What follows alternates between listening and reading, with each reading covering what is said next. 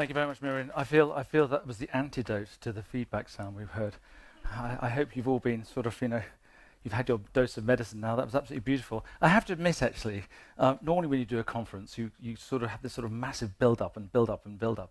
And when you sit and hear something as beautiful as that, it sort of sets you back, and then you sort of have to then you have to build up yourself. But let's see what I can do. Let's see if I can get through the next 5 minutes. That was a very beautiful song. Very lovely to see you all here. If I can only just see you because the lights are so bright, but hopefully I'll be able to read my notes. Welcome to absolutely everybody. That's not just you physically, but also you guys virtually. I think you're out there, out in virtual land. It's wonderful to have you all here. Anybody here from 2017? I mean, I presume you just didn't wait around. You've been doing stuff in between, but there are a few hands up from 2017. I was that gentleman. I probably look older because I have a small one-year-old child at home, so that's why I look like this. One big family. My name is Paul Tyler. I'll be driving us through the next couple of days, I believe. Keep us hopefully on time. Telling you what's happening next, telling you where lunch is and what have you, and most importantly, ensuring that we keep to our promise of exploring this very important central question. The question being, how do we eat for both pleasure and planet? That's why you're here, folks. Firstly, I have to warn you something that I noticed when I spoke to all the various moderators, mediators, and speakers in advance, is that they are really quite smart. Okay, I've noticed this, and there's a risk, if you're like me, you're going to start agreeing with all of them. And that's because the next 2 days, basically, have been structured to explore taste and its relevance to eating sustainably from 3 different levels, okay? The first session will be very up close and personal, dealing with taste itself, how will sustainability agendas impact the taste of food. The second session, that's this afternoon, we'll take a step back. We'll look at the taster and how individual taste preferences meet the demand for sustainability. And the third session, which is tomorrow morning, you will be here for that, all of you, goes even broader to look at how taste practices, cultures, and lifestyles develop in the context of the, I can never say this word, Anthropocene. Okay? Now, tomorrow afternoon, I'm going to try and take on the task of trying to look at bringing all of these different viewpoints into one single space. So the thing is, as I listen to all the different speakers, I'll be wondering, as I hope you will be, as to whether or not their ideas, their concepts, their viewpoints, how they all map into one space. Are they all consistent, or do they conflict? To accept one, is there a trade-off with another? So sometimes seemingly consistent views pointing in the same direction can sometimes be contradictory. And there's a really nice example. I listened to Bill Gates's, it was an adaptation of his 2021 book, How to Avoid a Climate Disaster. He's got it sorted. And he shows that with intermediate goals can be a really nice example of how they can be counterproductive to the main goal. Okay, so the example he says, which is quite neat, is by creating intermediary goal of reducing net emissions by 50%, by 2030, all right, you might favor gas-fired power stations over coal. Makes sense, right? The problem is that these require investment that would need them to continue to working after 2050, the point at which you aim to be net zero. So I'm not trying to create discord here, and as someone who's definitely not an expert in taste or an expert in environmental sustainability, I do recognize at least just how unbelievably complex this whole system is. And so what I really ask of all of you in your various different tribes, because that's what you've got written on your cards here, apart from your names, I hope, is to enjoy the next 2 days. Enjoy challenging not only yourselves, but also all of those around you, because we are setting ourselves quite a task here to be able to discover how do we eat for both pleasure and planet. How are we doing for time, Paul? I think we're doing okay. We're actually ahead of ourselves, I do believe. Now, we talked about tribes. Don't worry, I'm not going to phone someone. Oh, we are actually ahead of myself, and that's the problem with doing a hybrid conference. We have to actually bang on to past. So I have to start filling now. I gather that there are 1, 2, 3, 4, 5, 6, 7 different tribes in the room. Would that be fair to say? Researchers, do us a favor, put up your hands. Are you a researcher? Stick your hand up. Okay, look at that. Look around you. Those are the researchers. I'm not going to try and put you in some sort of strange contest here. It's sort of like, what is that one where they'll have to kill each other? No, anyway, right. Innovation. Who works in innovation? Ooh, okay. I bet there's innovators say, yeah, but we do a bit of research. I mean, we do research as well. So look, they're the innovators amongst you. Of course, you're all innovators. Educators. Who works in education? Okay, all right. Okay, very nice. I can't read my writing. What did I say? Arts? Did I say arts? What did I write here? It looks like arts. What's it? Is that, yes. Wait, okay. Well, what does it say on your card? What does it actually say? What did I... We didn't pick up a sticker. You didn't pick up a sticker. That's what artists do. They say, sod it. I'm not going to be part of the system. I'm not going to have that sticker. Who's going to define me? Like all good band members, right? Communications consulting. Okay, right? They probably got... Did you pick up an even bigger sticker? You know, communication and consulting. There we go. All right. Oh, there's a person there. I think that's what I do. Industry. Okay, last but not least, look at that. Yes, the powers of industry. Okay, all right. Did anybody not put their hand up? So we've got you covered, right? Oh, did you not? Did you put your hand up, but you didn't put it up? Is that you're a nobody? You didn't pick up a sticker, but do you know who you are? Maybe. Okay, so our job over the next 2 days is not only to solve that question, but to find out who this gentleman is, okay, right? And to help him understand who he is as well. My phone's just gone to camera mode, which is a bit crazy. So the reason I do that is because what I think is so fascinating about this whole issue is that you are all tribal. And whilst we're all trying to solve the same problem, we all have our own needs and dependencies and motives and what have you that come from being tribe members of a particular tribe. We all sit within some enormous big ecosystem. So what I would really encourage you to do is to try to sort of move out of those conformational biases that keep you deeply entrenched within your tribe, and to think slightly wider than that and broader than that, so that we can actually really investigate these 3 different levels of taste and sustainability. Okay, I think we're getting close there. 29 minutes past, perfect. So the question is, before I start, I want to make sure that our first speaker is actually there. So is there any chance, the lovely technical people, is there any chance you can pull B up on the screen? Let's see if she magically appears. It's always very nice, because otherwise I'll be introducing somebody who isn't there. We can see you, B. Can you see us? Hi, how are you? Fantastic. Right, well, don't start a thing, because I've got to say something nice about you before you start. But we can see you. Hopefully you can see us. Good. Yes, and you can see me. Lucky you. All right. So let's start the first session in the safest pair of hands. We have B. Wilson. She certainly knows her onions, as we say, from where I come and where she comes from. And I imagine amongst the 5 books and the copious amounts of column inches she's probably written about them as well. So to drive us through this first session, will you please give a very nice round of applause? And you can do this at home as well. It isn't weird. It's completely fine. So do this at home as well, because then you'll be part of this group. Please welcome writer, journalist, and historian B. Wilson. Thank you so much, Paul. I have just been writing about onions because I've just been writing my first cookbook, and it has a section on onions and whether every recipe needs to start with an onion. And actually, I don't think it does. But I have 2 people who are here with you, and I wish I could be with you in Denmark. I'm so sorry to be appearing as a virtual disembodied head. But here are the 2 people who are actually with you. The first person who I'm so honoured to introduce is Roberto Flore, who grew up in rural Sardinia, surrounded by wild foods and observing annual olive harvests. He has a background in agriculture as well as a chef. Roberto has more than 15 years of international experience working in the field of food system change. And in 2018, he designed the DTU Skylab FoodLab, which is an innovation centre for food systems change. And he previously worked at the Nordic Food Lab. Roberto, among many, many other roles, is part of the European Commission's expert group working on the legislative framework of the EU Farm to Fork strategy. And he's also, I know he doesn't mostly want to talk about this today, but he's the co-author of one of the most extraordinary food books I've ever read on eating insects. It's so thought-provoking. It has recipes, it has stories. It's remarkable. I really recommend it.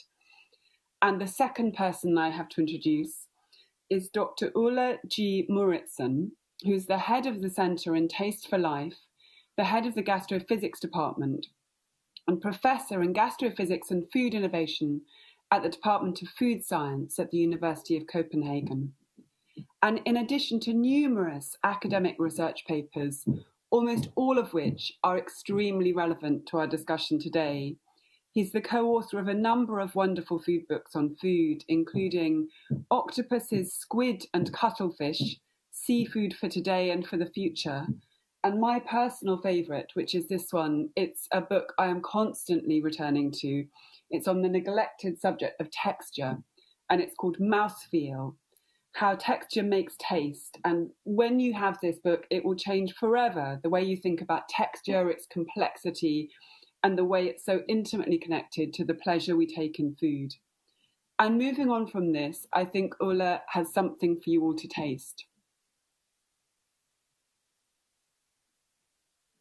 I can't see anyone on stage, but yay! Hi, Roberto. I'm there. Can you see me? You? I can see you.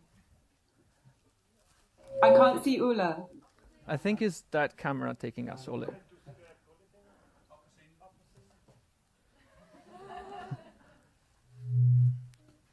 Hi, I can see you now. Sorry. I'm at the edge. I can only just... Do the people in the audience have the thing that they're tasting? Yeah, you have to taste this. And in fact, Roberto has to taste this, and he has to tell us what it actually is. And you have to help him. So no conference about taste without tasting. And on the table, unless you've already eaten them, there are actually some little tastes. And I'll bring out the plate. And the first ones are these little white ones. There's one for each. And the small green speckles, they're green sisu I grew in my own garden. And they're to spice up a vegetable. It's a vegetable which is in season. You all know it. And I've just played a little bit with it in the kitchen. I haven't changed much, but I've changed something which I think is essential for this conference. And that is, how can we, via taste, make us eat more vegetables, eat more green? So I'll invite you to taste it, but before you do that, be aware of the fact that when you say you taste something, you're not only using your 5 senses, that is, you're using the eyes, you already look at it, you may using your nose, your olfactory sensation, you smell it, eventually you put it in the mouth, you taste it, taste proper on the taste buds, and you bite on it. There we have the mouthfeel, which B just talked about, texture, and then of course you have your ears. So you're also eating with the ears. And on top of that, there's all the other stuff we're going to hear about. There's culture, history, tradition, what your grandmother, how your grandmother fed you, how your mother fed you, how you're feeding yourself. There's all the other stuff which is often quite more important. So you're already quite silent and still, but keep silent and still and take a bite. And this is... I think that's my Ole. It's yours. I'm not touching it yet. So take a bite and then maybe you touch it with the finger, just play a little bit with it, just feel it. It's quite flexible. And then when I say now, you put it in your mouth and then we quiet for just a while and then you bite it. And I hear a lot of noise from this gentleman here. You're supposed to make noises when you eat, that's right. That's part of the pleasure. So, how would you describe it, Roberto? Crunchy. Crunchy? For sure. A really sweet, mild taste, but with some like garlicky flavor, a little bit pungent. He's a real chef, he knows all the words. Sticky, kind Sticky, of, yeah, really kind of sticky, but it's interesting, the combination of crunchiness and at the same time there's a really watery feeling. It feels that it's a really fresh vegetables, even if it's been treated with some kind of processing. And what about pleasure? Is it reasonably it's pleasant? It's actually really, considering the small size of the bite is really powerful flavor, and it's really long-lasting flavor, but not overwhelming flavor. So I really like. So it's all right? Yeah. You're not only polite. No, I'm not. I'm not. So can you tell what it is? Can the audience? You don't say it loud, because you know taste is contagious. If you say this, a neighbor will say the same thing. So I guess it's a root vegetable. It could be celeriac. or yeah, it's a root vegetable for sure. That's correct. And I will say something between celeriac and rutabaga. The how do you call it? Turnip. Turnip. Okay. A turnip yes. or a celeriac. Okay, it's the right family. Okay. You're very close. You trick it with you add some seaweed infusion for Exactly, sure, right? Yeah, And in this is fact, kind of like that's the sliminess. You're really there's some texture from the. and you're from the really seaweed. hiding the original flavor with this kind of umami covering taste. Or maybe even enhancing the flavor. So should we see what it is? Maybe Of you want to course. pull it up? Oh, okay. Can we get some Yes, guess? yes.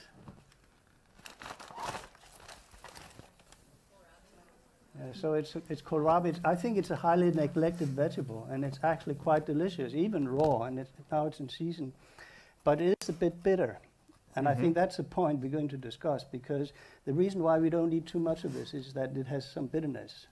It's not supposed to be eaten, of course. So I I dried it. I dried the hell out of it, so it lost 3/4 of its weight. Put it in marinade, which has umami, which you detected. And because of the seaweed, so it has umami, and it's very crunchy because of the drying. Which is also really interesting because these vegetables has the tendency of lose actually the crunchiness quite easily, and it gets really soggy. So that's a really good way of keeping actually that kind of. And if you crunchiness. think it's less bitter than you usually think or usually perceive from cabbages or from the cabbage family, it's not because the bitterness has been removed. It's because the umami makes you sense it less strong. So that's a lesson how to make bitter vegetables. I shouldn't teach chefs, of course, how to. So is this my prize? I'm gonna. Yeah, it's your This is prize. my prize. Thanks, Ole. And the other tasting is for later. I really, really wish I could do that. I'm now going to have to get some kohlrabi and attempt to replicate that at home later on. And it's so interesting what Ole said there about how taste is also about sound. This is something I've discovered. Paul in his intro said I'm mostly a food writer, but I also co-founded a food education charity in the UK called TASTEBUDS, which is the equivalent of some of the work that people do here with Taste for Life. And one of the lessons involves getting the children to listen to different foods, and we get them to listen to the crunch of celery, both in their mouth, but also if they're too scared, they'll break it next to their ear just to listen to the crunch. And then one of the funniest comments a child ever made is they would then start picking up all of the different foods and shaking them next to their ear. And I had a little girl saying, "This strawberry is silent. I just can't hear anything." But it's kind of interesting because the strawberry, even in your mouth, is not quite silent, but it's very, very hard to describe the sound of a strawberry. I wanted to start this session. This session is broken into two segments. The concept is meant to be how will the sustainability agenda impact the taste of our food? But I think already from that tiny tasting session involving kohlrabi, we can see the question goes both ways, because we also need to ask, how does the taste of our food and our response to that impact the sustainability agenda? I think it always cuts both ways. But the framing concept here is that taste and deliciousness, even though everyone here in this room can appreciate it's absolutely fundamental to our relationship with food, it's so neglected in so many discussions of sustainability. In the whole of the Eat Lancet report from 2019, Ole pointed out to me when we were having our preliminary discussion, the word taste appears just once. And instead, the report focuses so much on nutrients, land use, the kind of foods humans ought to be eating in a world of climate change, rising populations. But this silence about taste is very strange, because nutrients only count when someone picks up a piece of food and makes that momentous decision to put it in their mouth. And other things being equal, we only choose to eat a particular food when we know it and like it. My personal feeling, which I hope we'll get to a bit more in part 2, is that part of this silence about taste goes along with a deep fatalism in Western culture about taste, a belief that actually fundamentally all humans are born to love chocolate and ultra-processed junk foods, and it isn't possible for someone to enjoy real foods more than they would enjoy junk foods. And I wanted to, there's a story I sometimes reference here. I wanted to start the discussion by mentioning the Disney Pixar film Inside Out, an animation. I don't know if any of you in the audience have seen it. It's about the competing emotions inside a little girl's head: anger, joy, sadness. And anytime she comes anywhere near a plate of broccoli, the emotion of disgust is triggered and the audience laughs. And the joke only works if you share the assumption, which clearly millions of people in the audience in the United States and beyond must have shared, that it's an obvious and universal fact that children don't like broccoli. But actually it isn't obvious or universal at all.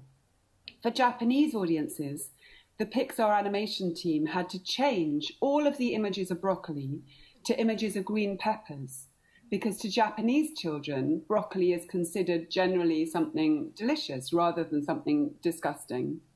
And to me, one of the most exciting things about being an omnivore is that we're capable of feeding ourselves and thriving on a vast range of different diets. Yet for some reason, this potential diversity of human tastes almost never seems to make it into policy discussions. So that's part of why I'm so excited to be here, even in virtual form, at Creative Taste Buds, redressing this. And the question which I'm hoping Ole and Roberto will help us to answer is, can taste change for the better? And if so, how? So in this first segment, we're going to focus on the problem. And then when we come back after the soapbox and after the break, we're going to focus a bit more on some solutions. But to start at a really basic level, our session is called The Taste. And I wanted to ask both of you to help us define it a bit more. Roberto, what is taste? Wow, that's a good start on jumping straight in cold water, Bia. Taste, I think taste is it's something that it's extremely personal. It's something that is definitely emotional. It's something that connects us with others, and is also help us to express a lot of deep feelings when we like something, when we are, I would say, as a chef, I will take this as a chef. When you're trying to express something through taste, you really try to trigger people emotions in multiple ways. And so, taste is something that it makes you feel alive. I will use as a way of addressing what is taste for me. But I guess Ole has a completely different opinion, or maybe a completely different ways of answering this question. Yeah, Ole, what would you add? I would agree. All these things add into what I would call taste, and many more. I think the most important thing, which you also alluded to, that is to actually talk about it. Describe it, use some words, and Roberto has used a lot of different words that reflects on your social background, your professional work as a chef, and also I know from your grandmother's kitchen in Sardinia, and so there's so many things goes in, and usually we look at the taste buds, and taste buds, that's part of the physiological system. That's something you have in your tongue, and it's hardwired to the brain, and the brain interprets the taste. I think if you ask a neurologist would say taste is in the brain.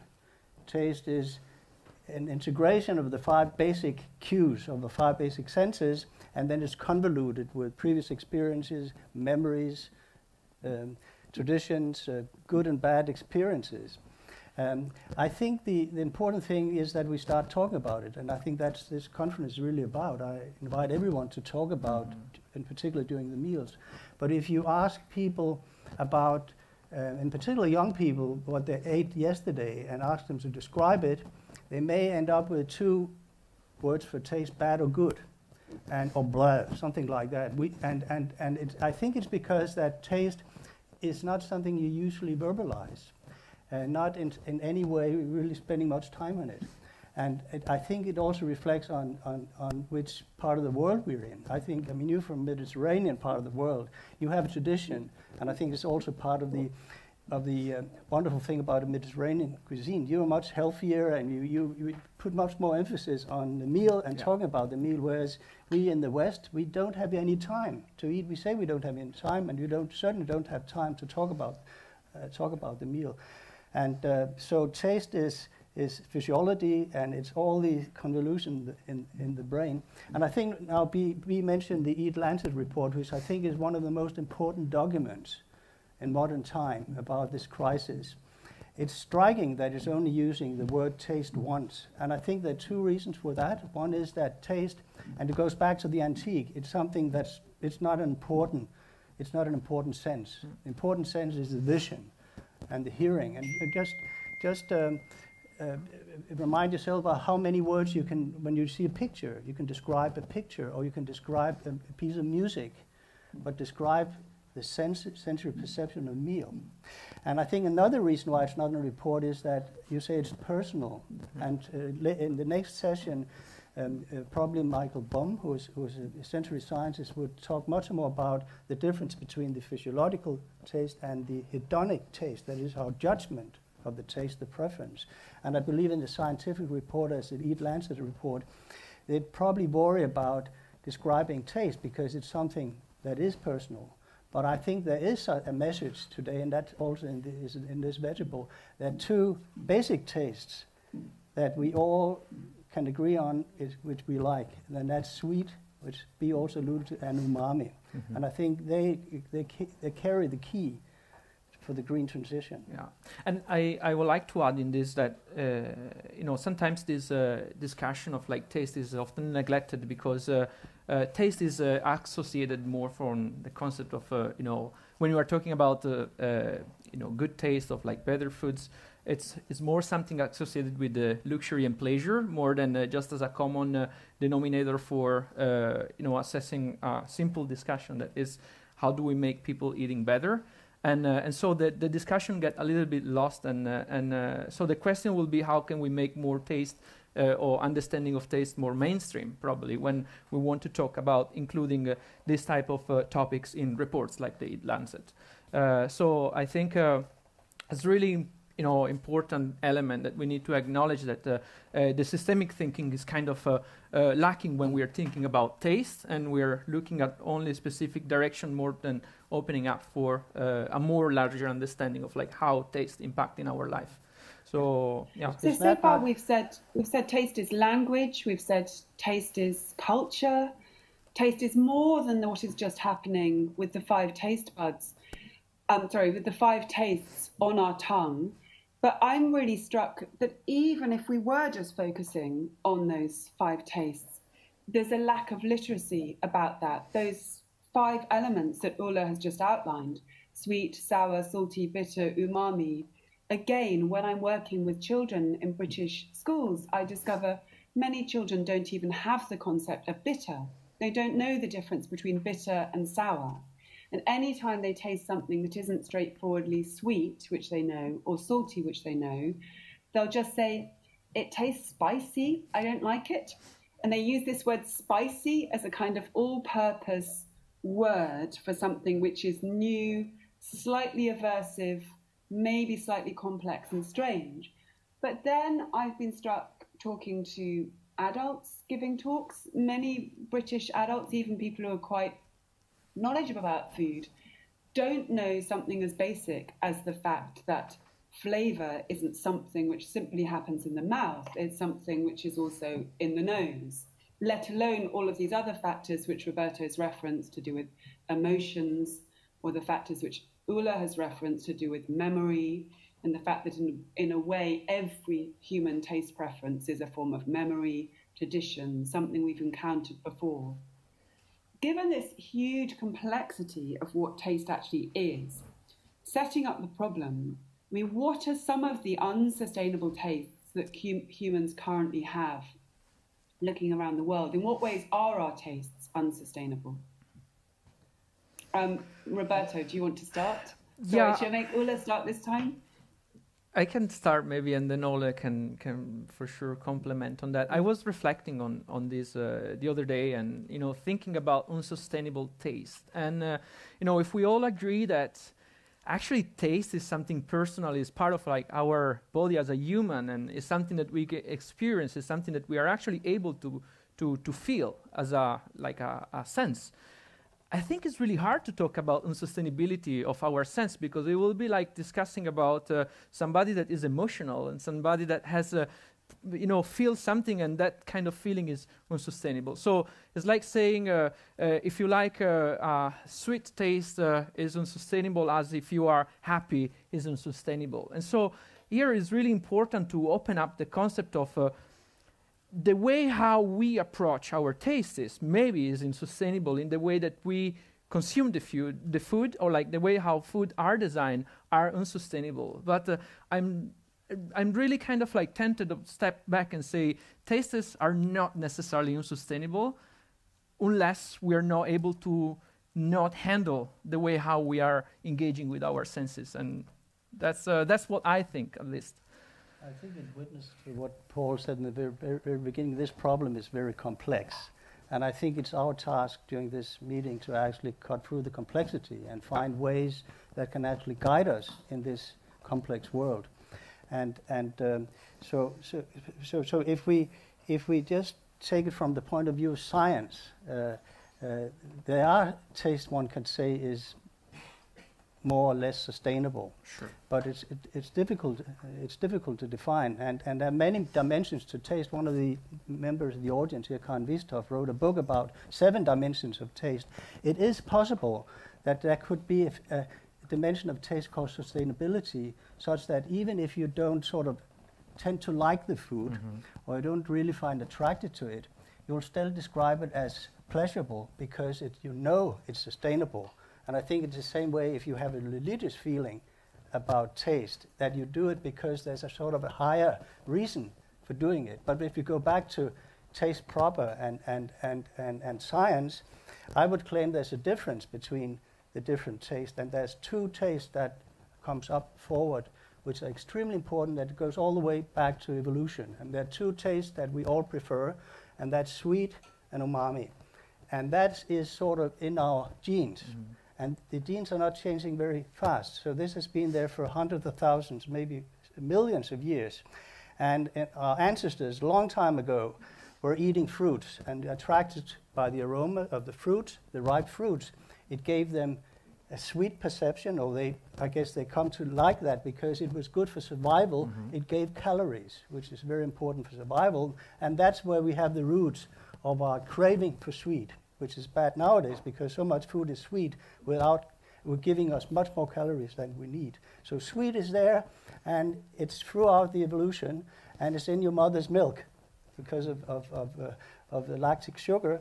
So we like sweet. The other one is umami, and I think that's maybe even the more important one when it comes to sustainability, because that's usually connected with meat. And even if you like it or not, and this is to the vegetarians and the vegans, we are meat eaters, and be meat eaters for at least 2 million years, probably longer. And in particular, after using fire 1.9 million years ago, we have been eating meat. It has made us evolve into the humans we are, with a big brain that needs a lot of energy, a lot of calories, and it comes from our meat eating. And meat, in particular, after been treating with fire, but also before, because it's the molecules that are in the muscles, nucleotides, and also free amino acids, they elicit umami taste. So we can call it meat taste. So when it comes to sustainability, what we're saying here is this biological preference for umami and sweetness, which every human baby is born with, yes, was once a very sustainable taste for human beings in hunter-gatherer times.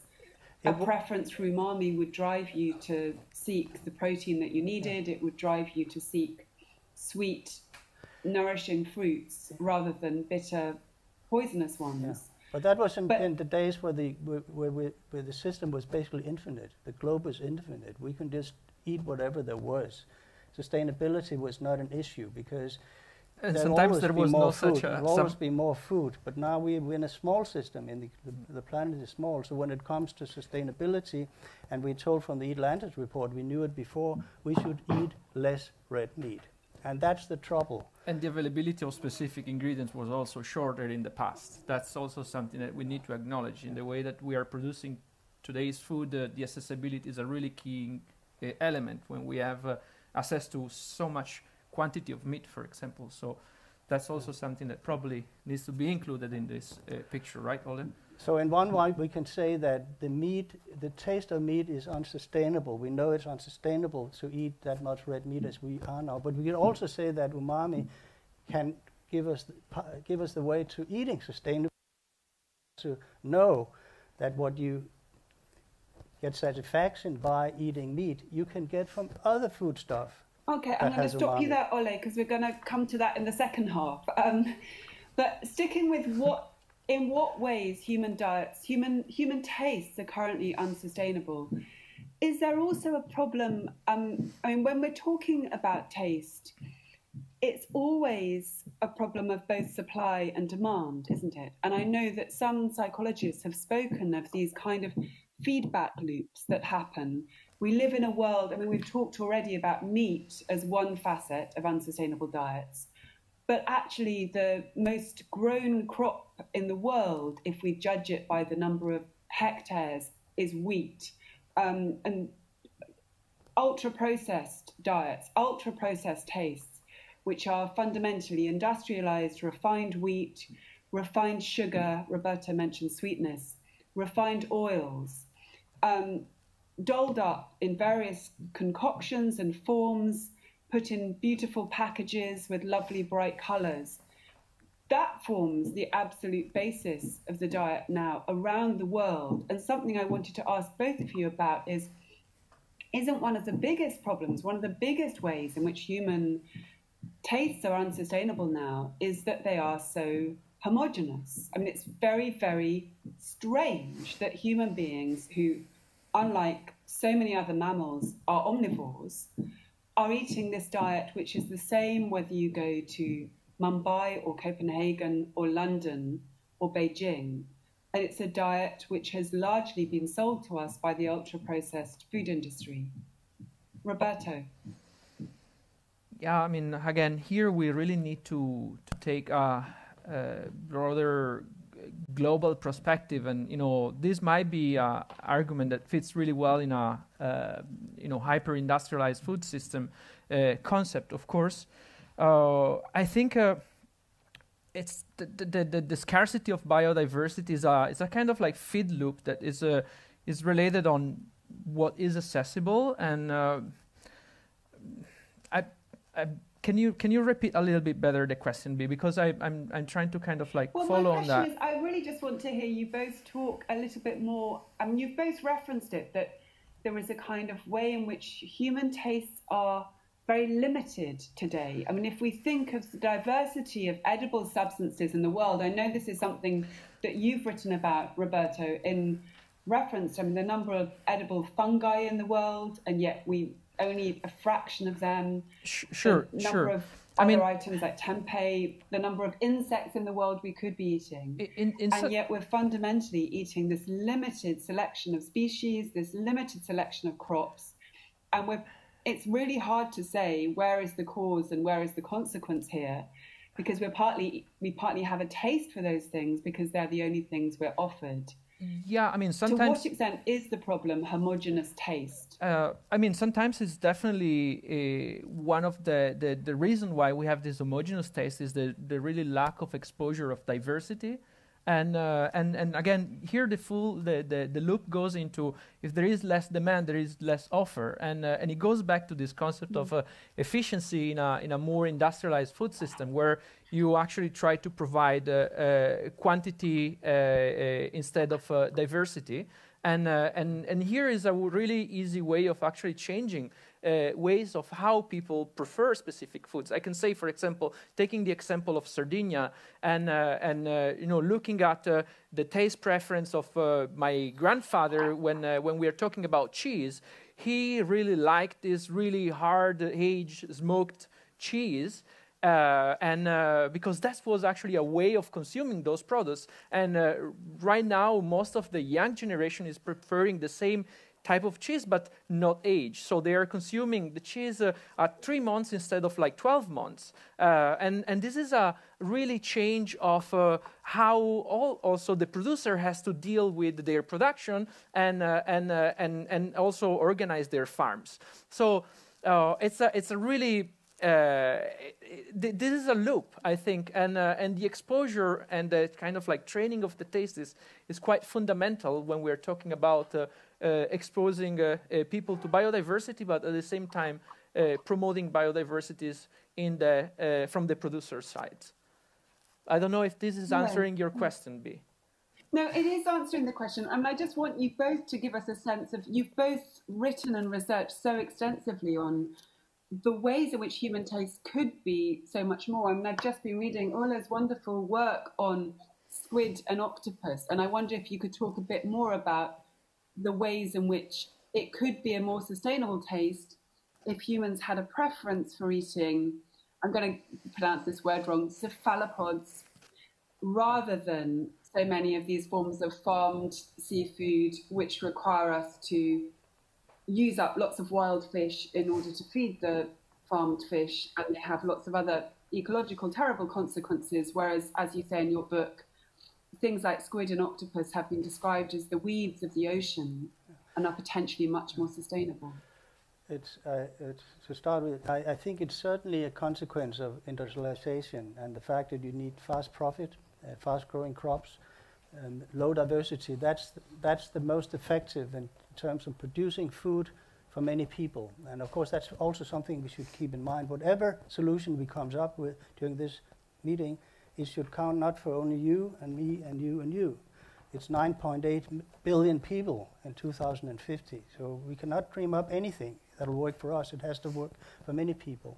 But diversity, and I think it's true, diversity in foodstuff and also the way we prepare them, and hence also taste has been narrowing. And we speaking here from country Denmark, which has a lot of sea. And when foreigners come here, they say, "How come you only eat fish that are square and battered, and you don't eat the old-fashioned matured herrings?" The same thing as the cheese. Exactly. Modern people, they eat those that are fast cured in vinegar, but in the old days you would mature them for months. They give different flavors, but of course it takes longer time. It's in principle more costly. And then there's another thing I think that has to be counted in, and this is something we worked a lot with in Taste for Life. That is to sort of broaden out again, and it starts with the children. I mean, if you show children this kohlrabi you had before, a lot of them have never seen it. A lot of them have not seen what we would eat when we were kids. So they don't see it, that's one thing, and the other thing, it's not prepared to the same extent at home. So, and of course at home you get a much more diverse type of tasting because something goes wrong and it obviously is much better than the recipe, and you maybe also cook with something you hopefully have left over, or maybe something from the garden. So industrialization and the fact that you eat sort of out of the house, I think has changed the spectrum of taste that people, or certainly young people, prefer. And it's changing over time, and sensory scientists know much more about this.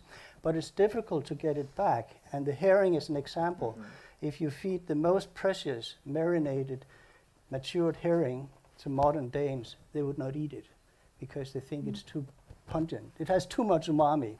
Mm-hmm. And the same with some of the vegetables we've forgotten how to use, and they're sort of being phased out, probably because people find them too bitter. Mm-hmm. If you start eating it again, you just don't like it, then they're too bitter. And I think the most famous example is probably various kinds of fruits, like the tomato, that has been breeded over and over again, selected for quick growth, a lot of water, uniformity in the way it looked, and then all the aromas are gone during the breeding. Yeah, and so it's out of the genes. And if you then taste an old-fashioned tomato and an apple, it's a strange taste. So it's lost for many different reasons.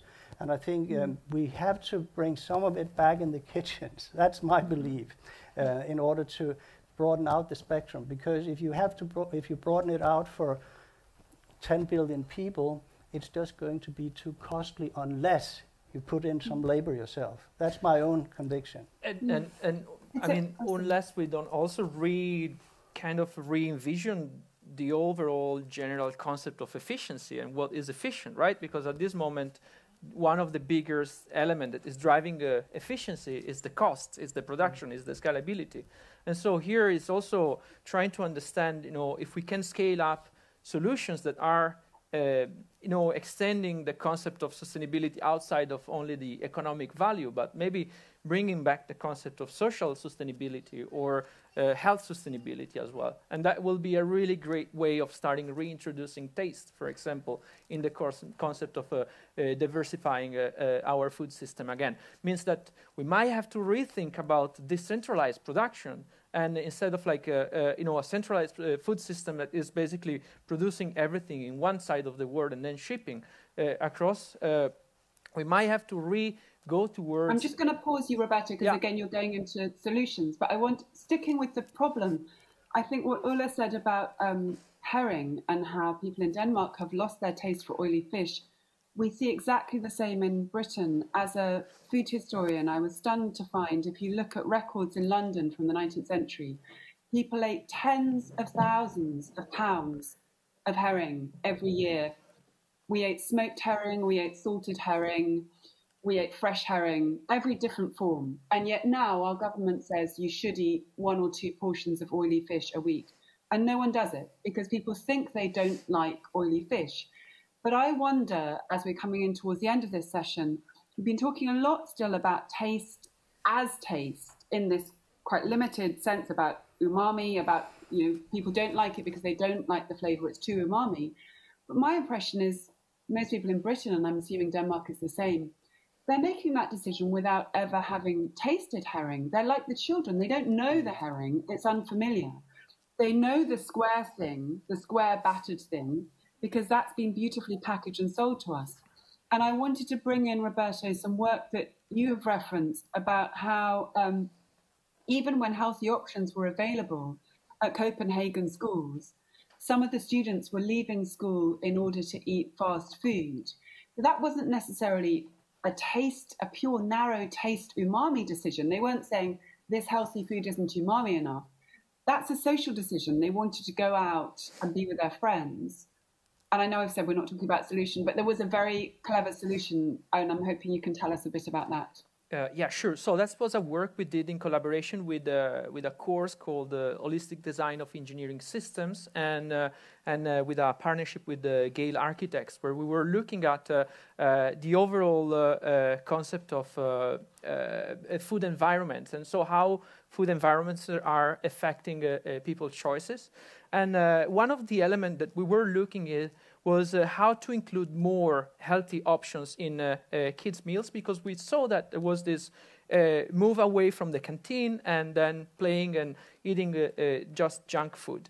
And at the beginning, the concept was, let's try to add more healthy options. But at the end, we realized that there was already plenty of healthy options, and they were leaving the canteen just because they needed to socialize with their companion. And so what we did was trying to work on a concept development of a food truck that was in somehow entering into the yard of the school during the lunch break, and trying to provide, together with food, also some interactive activities like playing video games, for example, or other activities that the students could select over, during the weekend through an app. They can kind of vote what type of activities they would like to do during the lunchtime. So this was a really co-creative approach. So trying to avoid also this concept of a top-down decision of this is the activities and this is the healthy food, but it was more like trying to engage with them and trying to understand what will you like to do and how can we brings you more into a situation where you are having fun and at the same time eating a really healthy product. So that was a concept developed. We've been working last year, and we have several of these projects. We have been, for example, in the same line, we've been also trying to engage with people working and passing through large transport hubs like the train station, and try to see how can we switch the mindset of eating something unhealthy because it's just convenient and easy to grab into something that is more healthy and interactive. So, and I can share with the audience if they are interested more of this type of projects. I think that's fascinating because I think, as you've both set up, when we're talking about the obstacles to someone adopting a more sustainable taste, it is partly about all of these factors that Ole has talked about so well to do with umami and sweetness. We have this fundamental problem that people don't see something like kohlrabi as something they might necessarily like because it's got this bitterness. And so there's that problem at the sensory level. And then there are all of these wider problems and obstacles that both of you referenced at the start to do with there is a culture in which people think that eating healthy food won't be fun. They don't associate eating healthy food with socializing with their friends. The ultra-processed food industry has done an amazing job of selling us advertising, suggesting that if you want to be popular and if you want to be beautiful and glamorous, you need to be eating chips and you need to be eating chocolate and ice cream. And somehow that's a battle of hearts and minds and souls as much as it is a battle of the taste buds. In the second half, I hope that what we're going to be addressing is all of this stuff inevitable? Are humans doomed to have this limited palate, this palate in which we're resistant to plant foods? Or is there a way in which our tastes could change for the better? And if so, how? We've got 1 more minute. Do either of you want to have a final sentence before I hand back to Paul? Ole? Maybe just some facts. I mean, there's something we don't eat which we could eat. I did a little calculation the other day. If you take a fish species, which you really have to go to the zoo to see how it's eaten because it's the sea lions who eat it, that's sprats. And we have lots of sprats in Denmark. There's huge amounts being caught, and they could cover 30% of our protein need, of animal protein need, and we don't eat it. We feed it to the pigs or to other fish, so it's turned into fish meal. So there's a huge resource out there. And one of the things I like to draw into the next section, that is we can learn something from the ocean. This is where we came from to begin with, actually. Mm-hmm. And that's also where some of the delicious flavors are, and also some of the healthy flavors, and possibly also more sustainable flavors. So we should look back to the ocean and find more intelligent ways of using the ocean. And that can actually be done much more sustainable than we're doing at the moment. I think that's a beautiful thought on which to end. Over to you, Paul. More after the break. Brilliant. Stay there, gentlemen. Thank you very much. Right, we should have covered your tables in oily fish. I think we'll do that in the break. So what we're going to do now, thank you very much, but we haven't finished with these gentlemen because we will be seeing them again. I want to do 2 things. I want to talk to the virtual audience. You guys, you lucky people out there in virtual land, you will be having a virtual soapbox dialogue with Ole here, who will be strapped into a gurney, into a chair over there, and we put under the spotlight and asked even more penetrating questions. I love this kind of Wizard of Oz feeling with B there. Have you noticed there's going to be reports in years to come of what's going to happen to people like us when we have these enormous screens? I felt for these guys in a way with this big looming voice. So, right, what's going to be happening is that what a great first session.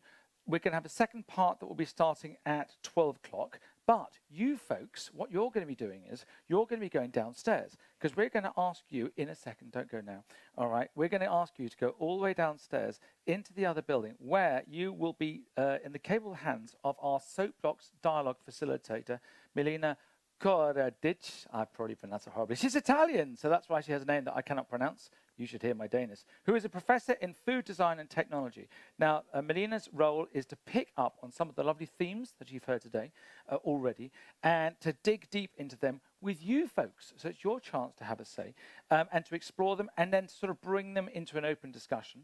It's going to happen down in Storbesalen. I hope you can you understand me. Storbesalen, which is in the other building. It's going to last about 25 minutes. It will kick off at 11:25, so that gives you about 7 or 8 minutes to get down there. Plenty of time. So make sure that you are back here for the second part of this session, which will be kicking off bang on at 12, and I mean that, so make sure you're in your seats just before that. Yes, physical audience, virtual audience, you're one big family. Go and enjoy, and go and enjoy, and go and pour your hearts out, because there's a lot of stuff here that I'm sure you've got lots to talk about. Big round of applause for the first half. Come on.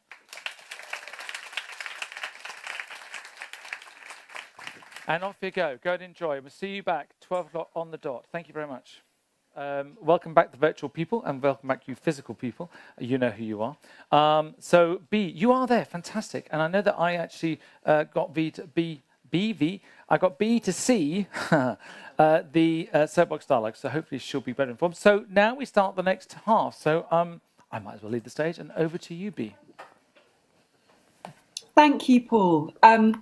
It's great to be here for the second half. It was great to hear some of the soapbox discussion about the question of how food preference is partly a function of the consistency of the modern world. There were some really fascinating points made about how these feedback loops in the food system are a little bit like other aspects of our lives, such as Spotify, which always offer us the same kind of songs that we've listened to before. And there was also one point that was made by someone which I wanted to pick up on, which is someone said, is actually preference just a kind of luxury discussion in a world where some people are facing the choice between starving and not starving? Well, not the choice, the fact. And I wanted to pick up on this because it's something I thought about very deeply when I wrote a book called First Bite about how human preferences are acquired and how they can change. And I was really startled to come across the story of a product called plum peanut, which has been transformative in Africa and other places in the world in dealing with malnourishment, particularly in children. It's a peanut-based, ready-to-use food, which in countries such as Malawi reduced deaths from malnutrition in children in some instances from, they were 25% survival rates, suddenly going up to 90% survival rate. So this is an amazing, life-changing product, but it's based around peanuts. And when they introduced this same product in India and Bangladesh, even though it was going to save children's lives, many of the mothers and families rejected it because they said to us, this is not food. It didn't taste like food. It didn't look like food. They would not accept it as food. They would not feed it to their children. It was only when food engineers and researchers and aid workers went in and found a way to create an equivalent product centered around lentils that those families would accept it. So I just wanted to put that out there at the beginning to dispel any idea that talking about taste or talking about preference is in some way a luxury, or it's in some way along the fringes of the food debate. To me, what we're all talking about here in this room is widening the concept of what is edible. And that has always been an issue of survival for human beings. And in an era where diet-related disease now causes more preventable disease and death in the world than either alcohol or tobacco, it's once again as much about survival, both of human health and survival of the planet, as anything. So on that note, we're now into the optimistic part of the session, which is we're looking at solutions. And I really want to hear from Ole more about the things that I so rudely interrupted him on, such as can vegetables be turned into something umami? I think you've got something else for people to taste. Should we start with that again? Maybe we should start with that taste. It's now I'll tell you what it is. It's actually a piece of broccoli, and it's broccoli stems, and it's unfortunately the part of the broccoli many people just toss away because they think it's not edible. But these are the stems, and even if you like broccoli, I like broccoli, some of you will say I also like broccoli, there's no issue here. But it's a matter of fact that out of the many million people in the world, broccoli is not a favorable food. And I think the reason for that is, even if it's food you know, it's proper food, it's bitter. And that's true with many from the cabbage family. So the issue here, it's bitter, and being a plant, it lacks umami, and I can tell you why it's lacking umami. It's basically because it doesn't have any muscles, and the only way to be able to tell to an animal want to eat it, you should not eat it, that's to become bitter. So it's chemical warfare. So it's an issue, how can you make broccoli edible? And the thing is that it does have the inbuilt potential to add the two flavors we crave the most, sweetness and umami. So here's broccoli. It's raw broccoli. It's been in my fridge for 3 days. And what I've done to it, I've added a substance called koji, shio koji. And koji is a mold which is used in Asia to produce miso and soy sauce and sake.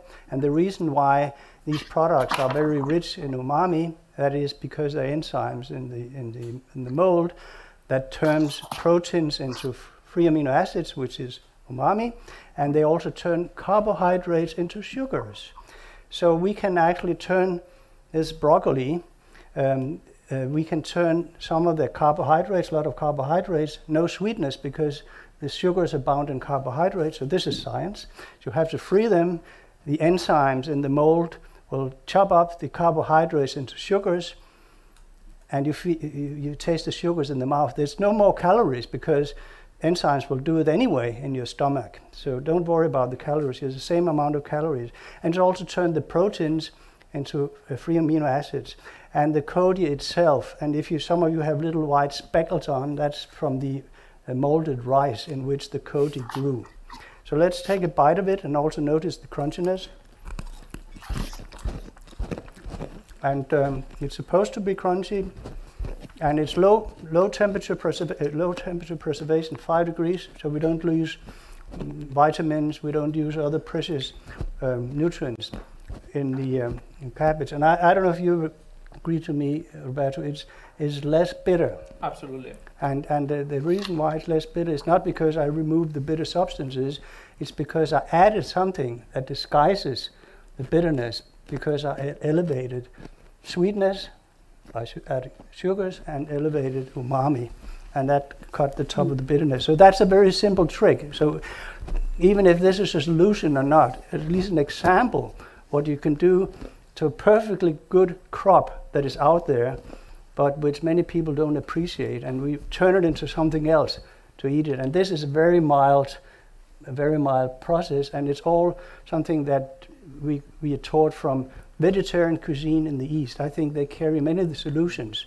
to those issues we're talking about without highly processed. This is not a highly processed product.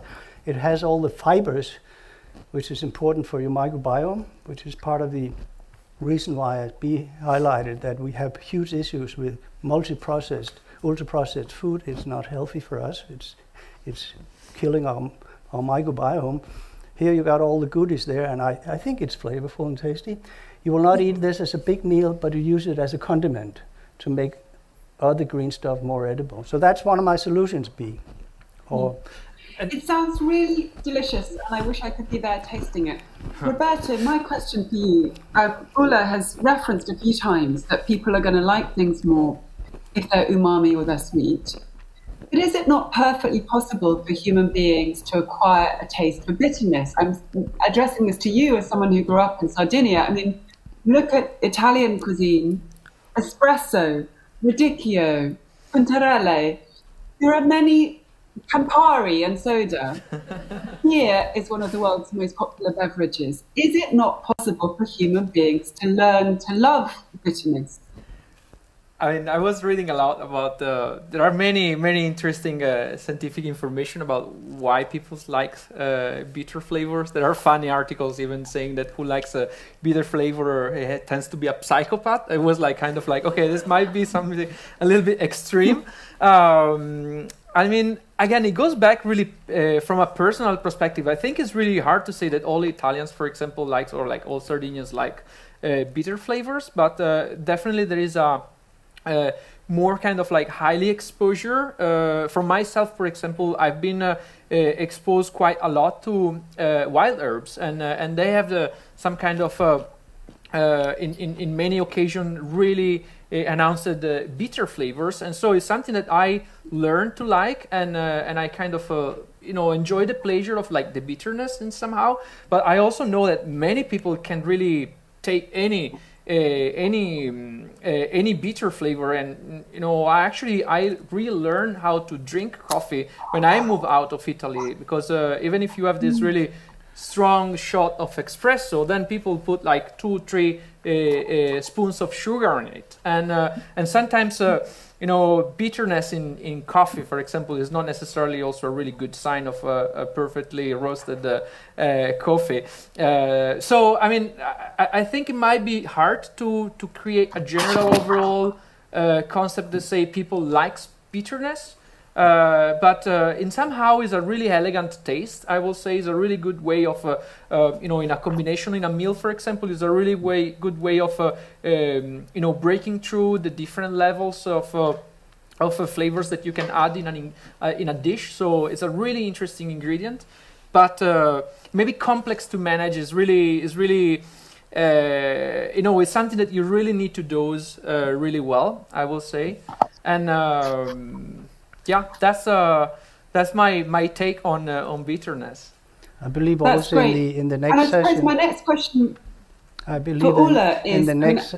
It strikes me that in all of the discussion about sustainable taste, the way it's usually framed, particularly in relation to meat, is okay, we're never going to change people's taste for meat. So what we need to give them is ultra-processed veggie burgers and veggie hot dogs, because that's going to be like meat in their mind. What you're talking about is something much more transformative, isn't it? You're talking about someone who thinks they only love the umami flavors of meat, acquiring a taste for broccoli once they recognize that same umami-ness in the broccoli. And I suppose my question for you is, if someone has an idea in their head that broccoli is something aversive and it's bitter, how are they going to take that first bite? How are you going to market those broccoli stalks to them? I'm certainly not going to change meat for broccoli.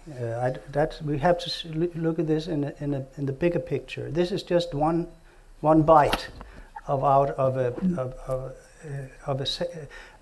a selection of things you need to replace some of the meat you're eating. I mean, my perspective of this is that we have to face the fact that the green stuff we're supposed to eat lacks some basic flavors. But the example you just had here, that's one example of showing how you can actually add some of that back. It has the potential to add it, and of course it does, because we have vegetarian cultures all around the world who makes wonderful meal, and those of us who were ate here last night had a wonderful vegetarian meal which has a lot of umami flavors. My personal take on this is that we are on a planet where there are many different biological kingdoms, but we're not using them in a wise way. I'm not advocating that we all should be vegetarians, and certainly not vegans. I think that would be dangerous. But I think we should use all what we have on the planet, but in a more insightful manner. So we should, of course, use the animals, both the produce from animals, but also using meat as a spice. Because there will still be animals on the planet, and even unless you have sort of religious reasons why not to eat animals, I don't see any reason why we should not eat animals, but certainly not the way we do it now. But I would claim that you can get the satisfaction via the umami signal by just adding a little bit from the animal kingdom. I think the recipe for eating more green, of the green stuff we already know, I'm not talking about the ultra-processed, we can come back to that, but the green stuff we already know, take all the vegetables, take all the pulses, take all the cereals, a little help from the animal kingdom. It'd be a little cheese, a little bit of egg, a little bit of fermented something from, it could be from meat, a little piece of dry meat. You don't need very much. I think that's the message. You need very little to make much more green go down in a delicious way. So you're not losing anything. I think that's the point.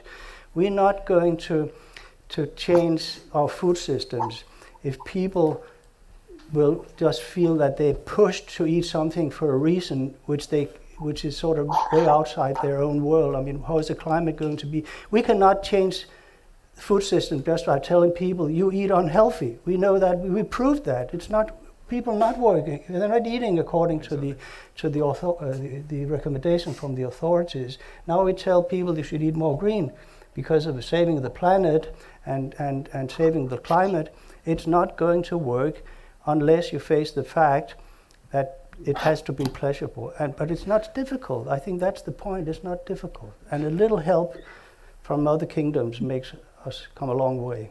And I think it's really important to also mention that there is a lot of people that is ready to take this transition and going towards like more plant-based diets, but they don't know how to do that. So there is a really important element that we need to sort of like accompany this transition by also training people of like using more raw ingredients like this, more than just going into the conveniency again and picking up something from the supermarket as a hyper processed food that is categorized as sustainable only because it's been identified as plant-based. So that's really important. So the role of education here is quite fundamental. And the guidance and the old governance on how do we make actually this transition happen, it's fundamental if we really want to address the sustainability part without avoiding to forget that there are also important rural economies that are based their own income toward with kind of businesses that are connected with small sustainable farming as well. So how do we make sure that we are not leaving behind people? How do we ensure that we are not stigmatizing those that are still in kind of like producing meat? Because that is also a really risky situation when you are kind of like creating a really big discussion on we need to make this change, and then we have also fundamentals that sometimes works in specific concepts. So I guess so. My question to both of you from that, I mean, I wish again I could be in the room tasting your broccoli stalks, because I love broccoli stalks anyway, but I have no doubt I would find that umami taste completely delicious. And I have no doubt that, as you say, many people on tasting that would be surprised by how delicious it was. But my question is still, how do you get someone to make that leap? Because most of what people actually think of as being delicious, it's in the mind. There was a food anthropologist who famously said, food has to be good to think before it can be good to eat. So if someone has negative connotations about broccoli, those negative connotations often come from never having tasted it at all. They haven't actually tasted it and said, this is bitter, I rejected it. They've never tasted it. The children that I meet in British classrooms doing taste ed, they have never felt a peach before. They've never put a raw tomato in their mouth. They think they don't like it, but actually, when they say, I don't have a taste for it, what they're really saying is, this is alien, this is unfamiliar, this is nothing to do with me and my family. Whereas, again, the ultra-processed food industry, those products are associated with love, family, home. They have done an incredibly successful marketing job of getting inside people's brains. So my question is, I can completely see that your umami solution might work for the person who's already got broccoli on their plate. But how do you get it on someone's plate? There are many things in this question, and I think part of it we're going back to the diversity in the food we actually get on our table and what we actually see in the stores and what we see in the gardens, and this is so we're back to the issue of diversity, actually having got some familiarity with different kinds of taste. Yeah. And you're right, B, that this is it's in our heads. I mean, in our brains, whether we think we like it or not, and maybe the next session will put more emphasis on that when people are sort of more versed in the sensory sciences than certainly I am. I think still I'd like to, before we sort of go to the world of all this ultra processed food. And you already gave some example, and even if you have this highly processed food, maybe people would not recognize it in food, and for that reason don't eat it, even if it's both nutritious and healthy and delicious. So I sort of have a very pragmatic viewpoint on this. That we when it comes to green food, and when I talk about green food, I not only mean plants, I also mean algae, seaweeds, and I also mean fungus. I mean, because that's that's from the lowest level of the food web. This is where we should eat more. And there are a lot of things there which we used to eat, but we sort of even forgotten how to prepare. And maybe as Roberto said, it's a matter of education. We're back to the children. We have to get into the classrooms. And so I don't see that we should have this. I don't see the solution to the questions we are posing in this conference is necessarily a complete change of the food we got in our world or on the plates. We just have to change the balance of what's in there. So I think the lowest hanging fruit is we should not eat more of something we tend to eat too little of. I'm not advocating we should all eat more broccoli, but we should also eat broccoli. And there are a lot of wonderful plants, and there are reasons why we just overbalance towards meat, and there's some solutions to that. And whether it's a drop of fish sauce or cheese. Is there anything from your work on insects that you learned that you could bring in here? I mean, are there ways in which people can be persuaded to love insects? And then I'm going to go to some audience questions. Sorry, B, can you ask again? So my question is, leading on from what Ole said about this huge world of food, not just broccoli, but algae and so many other things that people think they might not like now, but which would be very useful for them to eat. Insects clearly also fit into that category. We know that they're a much more sustainable form of protein than many of the forms of animal protein that people currently eat. Your amazing insects book and your insects project, you found ways to make a whole range of insects absolutely delicious. What did you learn as part of that project that could help us when thinking about changing taste? Yeah, I mean, when we talk about insects, there are we can spend an entire day talking about this, right? I think one of the big elements that really let me reflect a lot about this is that insect could be, of course, one of the foods, as Ole mentioned, many of the foods that can be part of human diets. In the way how we approach this into the Western part was actually over excessive, kind of like really pushing people towards, again, feeling that from tomorrow we are going to switch over from what we are consuming today into a completely different types of ingredients. And this actually act as a little bit as a reverse process where people get a little bit afraid and step back. And I can say this because we still actually trying to understand how much European consumers, for example, are willing to introduce insect in their diets. We are currently in a large horizon project program with 35 partners in Europe, trying to really understand if European consumers are really ready. Because in the first exploratory part of, let's say, the new insect discussion in the Western world, there has been a lot of efforts on scaling up the production, but there has been really little focus on how do we make consumers, feel comfortable on eating something that is such a new topic or such a new ingredient.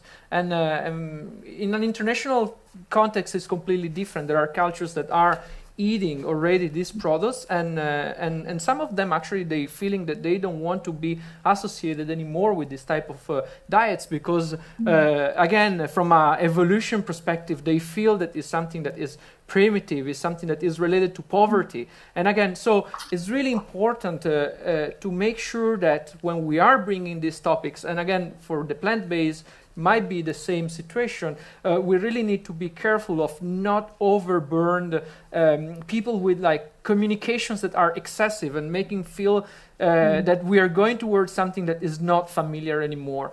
Because the way how we eat for many is actually a thing of being familiar with what they like and how they would like to eat. But there are... That's great. Yeah, sorry, go ahead. Ask audience questions. I mean, I think both of you have just made a very profound point, which in a way may be the most important theme of this second half, which is this change doesn't come through lecturing someone. As Ole said, you can't just tell them, eat this because it's healthy. It's got to somehow come from desire. And what you're saying, Roberto, is that the desire is itself mediated and inflected by these very different cultural contexts. So there might be one in which insects are just something normal and habitual, but now may be viewed with less love than in the past as people modernize. And another context, which is Western Europe, where people think, oh, insects, I don't know that at all. and the approach that you might need to change taste would be completely different in those two contexts. For the last 5 minutes, I wonder, are there any audience questions? If not, I have a million more questions. I would like to add one thing. We talked about the Eat Lancet report and the lack of something about pleasure and taste.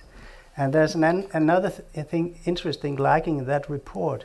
That is a whole biological kingdom, the algae. It's just mentioned one in terms of microalgae. But if we look where sort of organic production comes from the planet, it's the algae, the big algae and the small algae that produce almost 75% of the organic material on the planet. And it's mostly happening in our waters.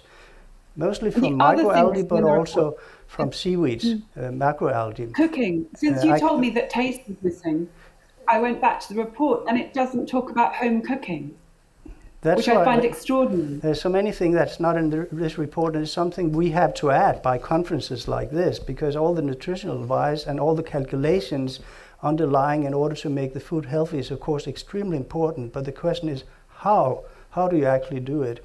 And I would like to advocate there's something overlooked there again. We can learn from other food cultures. I mean, insects is one, but also eating algae, and in particular macroalgae, and there's lots of it out there. It can be grown and certainly much more sustainable than many of the other foodstuff we're eating. And what is most important, and I think this is also a message to those of us who have big problems understanding the whole concept of sustainability, because it is complex. And when you hear about some calculation, you want to have they counted everything involved, and you have the climate footprint of this and this and that. But there's one thing you can say for sure, that is that the lower down in the food web you eat, the more sustainable it is. So relative sustainability is very important, and we have to realize there's only one place where it comes from. That's our star, that's the sun. It's the energy from the sun that turns on photosynthesis on the planet, starting with the blue-green bacteria and then the algae, and that's where it's built up. That's where all the food stuff comes from, and then it's building up in the food web. So usually I would say... Does anyone have a question? I was just worried, we've got 3 minutes, Ole, and people have a question for Ole or Roberto. Yes. I'm done. Eat more algae. No, I mean, maybe just keep going if there is no question. Any questions? There is a hand. Yeah, I can't see the room, so you're going to have to choose the question. May I be? I can say that, for you that you're at home, the smell of this broccoli here is stimulating my appetite. And I'm sure that Ole has also a really deep scientific explanation of the reason why the umami is really, stimulative. Does anyone have their hand up? Yeah. I have one. Is this working? Yes, that is. Okay, perfect. Thank you very much for very inspiring talks, both of you. I have a question for you, Ole. I think these tastings we had were very, very interesting. But I'm also wondering if you have done some kind of calculation of the climate footprint when you have this kind of, I imagine we could say highly processed food as well, what you have done with, for instance, the kohlrabi and so on. Isn't this when you kind of reduce and dry it and so on, is it also, if you should kind of scale it up, would it also demand a lot of like CO2 energy in the process, or is it? Of course, I haven't done the calculation, but I feel pretty confident that this is much cheaper than anything else you would do with it. Mm-hmm. And in the lessons from food cultures where they, for instance, use drying, they will do it in the sun. So you would not use energy to dry it. So you have to think of it in a context where you actually do it in the cheapest possible way. If I can actually, contribute to this, this might be a really good way of, reducing food waste, for example. It could be a good way of storing properly some specific products, because you are removing a lot of water, so they might be shelf life for longer, and then you can actually process, reintroducing the moisture when you need. So there are lots of also, potential interesting elements that can plug into that concept. I think reducing waste is a very important thing, because I keep a bag like this in my refrigerator. I can keep adding things and also using the vegetables. So there's really no waste. You use everything. Yeah. I mean, the stem is actually generally, wasted, And you, of course, you would not eat this as a meal, but it's something that will help more green go down. Adding this to a tedious salad, or to tedious mealy beans. Legumes, various kind of pulses are difficult to eat. We know they're healthy, but they're mealy and they're not interesting taste-wise. Add something that is crunchy and umami, and then you have a completely different meal. I wish I could taste it. I'm sure, I think we're out of time. I'm sure you'll all join me in thanking Roberto and Ole very much, and I'm sure we'll keep returning and asking them more questions.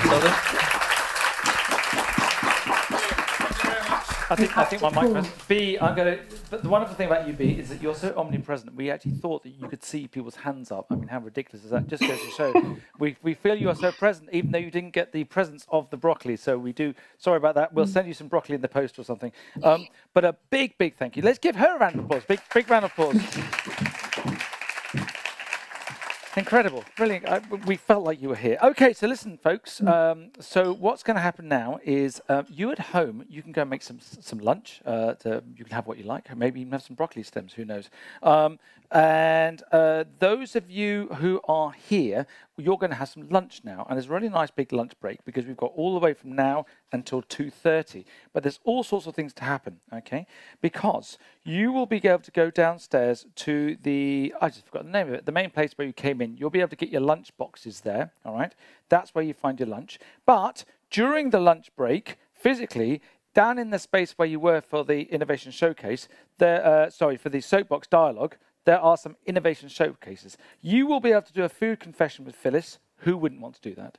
There's wine tasting. Who definitely wouldn't want to do that? There's from food waste to happiness. I don't know what that means. It sounds like a Roy Orbison song. And there's the auto dinner, which I will let you find out what that is. So there's stuff for you to do during a lunch break. And do you know what? This afternoon, we've got Mariah is going to be here on stage. There she is. And she's going to be on stage. And I won't tell you who she's with because I'll keep that as a surprise, but you can probably look in the program anyway. But lots and lots to do during the lunch break. Go and enjoy yourselves. Those at home, go and enjoy yourselves as well, but make sure that you're all back here. Well, you need to have your bums on the seats at 14:30, so make sure you come up a few minutes before. Go and enjoy your lunch and talk to each other, challenge others. Don't be Scandinavian. Talk to each other. Okay, all right? Ooh, sorry. I've been here 15 years. Don't blame me. Talk to each other, share stuff, provoke each other, and to make most of the time, okay? Thank you very much.